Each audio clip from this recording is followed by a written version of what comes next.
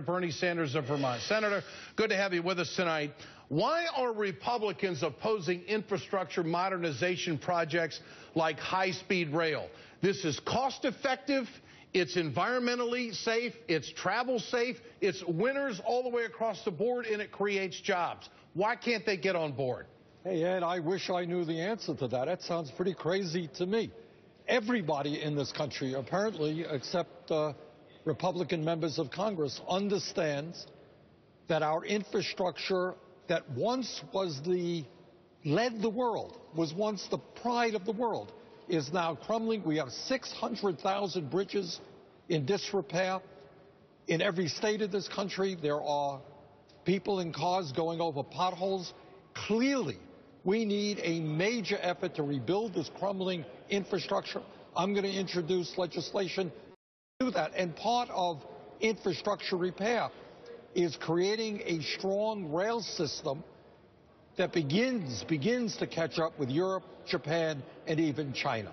So high-speed rail is part of the overall effort that we need to make in rebuilding our infrastructure. And Ed, I will tell you this, that if we invest $1 trillion in infrastructure, and the American Society of Civil Engineers tell us we need to invest $3 trillion, but $1 trillion will create 13 million decent-paying jobs and maintain other jobs as well. 13 million jobs. Senator, how restrictive do you think that the Republican leadership is going to be in this session of Congress? You're going to come up with a bill that is going to deal with infrastructure. Do you think Republicans are going to be ordered not to get on board with stuff like this?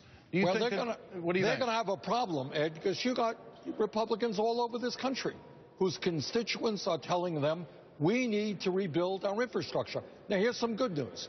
The chairman of the Environmental and Public Works Committee here in the Senate will be Jim Inhofe, one of the most conservative members of the Senate.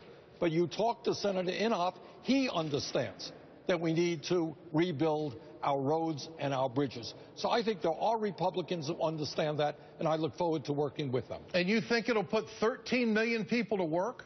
It will maintain and create 13 million jobs. That's $1 trillion investment. I want to switch to the TPP, the Trans-Pacific Partnership. You have recently written a letter to Ambassador Froman demanding a copy of the full text of the Trans-Pacific Trade Agreement. How dangerous is this secrecy about the TPP as you see it? You say that in your letter to the trade representative that members of Congress haven't seen it, but corporations have. And we seem to be